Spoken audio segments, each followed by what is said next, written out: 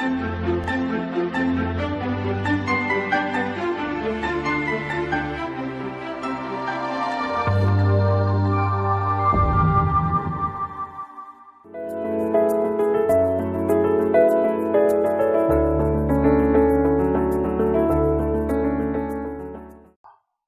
students, today I shall discuss module 20, that is management decision, especially purchase versus lease. Now the question is, what is management decision? A management has to take several decisions. Some are we call specific management decision, some we call financial management decisions. Financial management decisions I have already covered.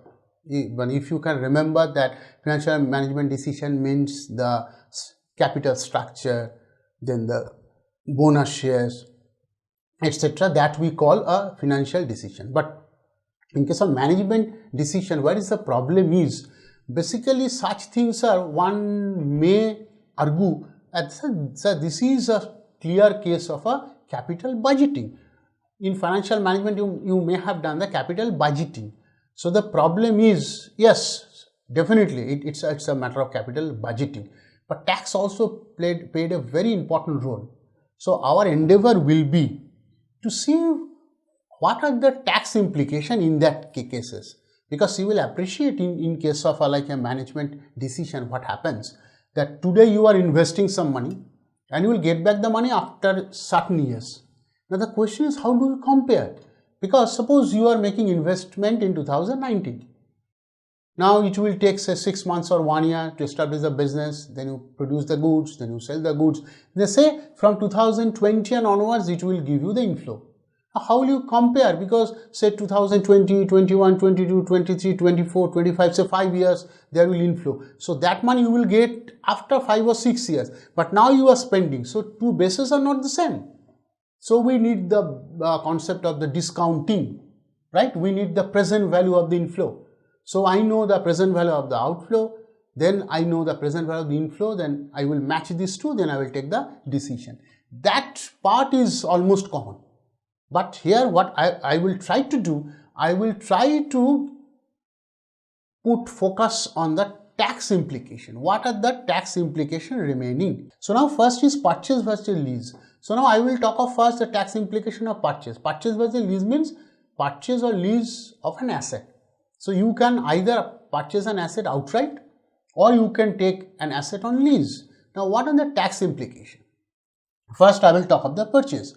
Now in case of a purchase, if you are directly purchasing, so how you are financing? There may be two ways. You can directly finance the entire amount out of your own pocket, out of the, right? Or the entity can take a loan for the purchase of an asset. Now these two cases, the tax implications are a bit different. So I will discuss this under two heads. First of all, out of own funds. So that means when you are purchasing and make instant payment. Now what are the tax implications? Number one, whatever the cost, that is the immediate outflow. Suppose you are purchasing an asset for 5 lakh, you have to pay 5 lakh now. So entire 5 lakhs is your outflow, so instant outflow to the extent of cost of assets. But what are the benefits?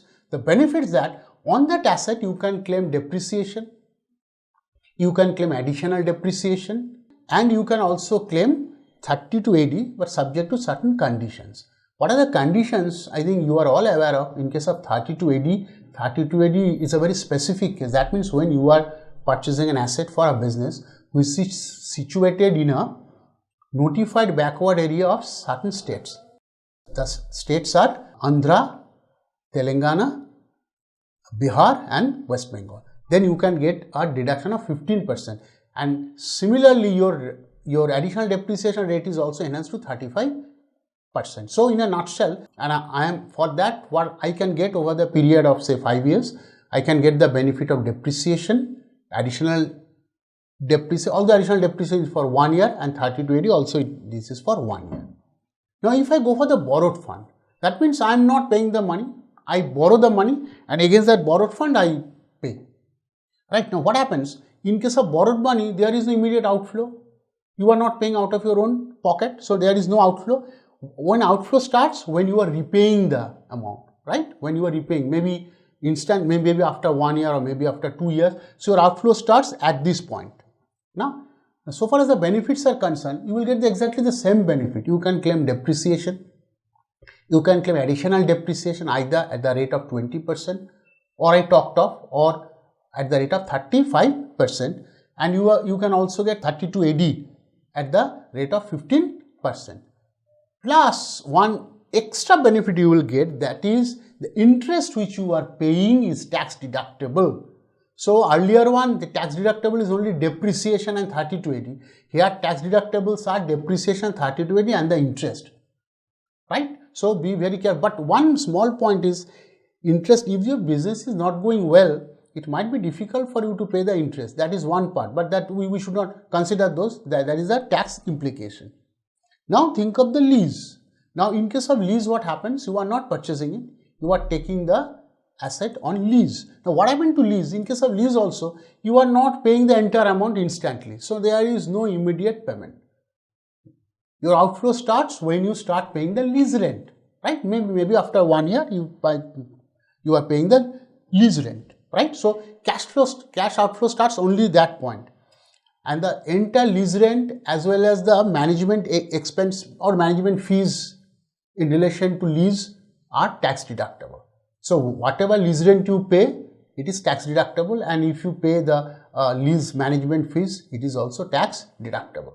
But the question is, since it is a lease, so you can't get the benefit of depreciation as well as additional depreciation because you are not the owner of the asset, and you also won't get the benefit under section 32 AD, right?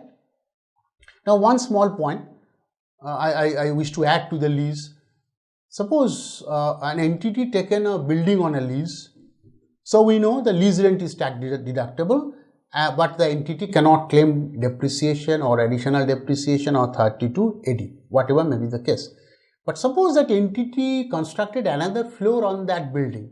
So that entity can claim depreciation on the constructed floor because the constructed floor is done by them.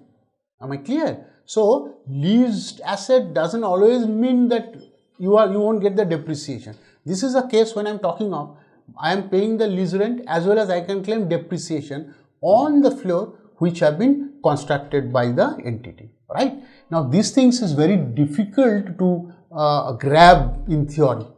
We need to do some problems, and I'm assuring you that I will do problems with you later on, that I will make everything clear. But for the time being, in a concise form, you just get this thing into your mind that in case of purchase, if I purchase out of own fund, what are the tax consequences?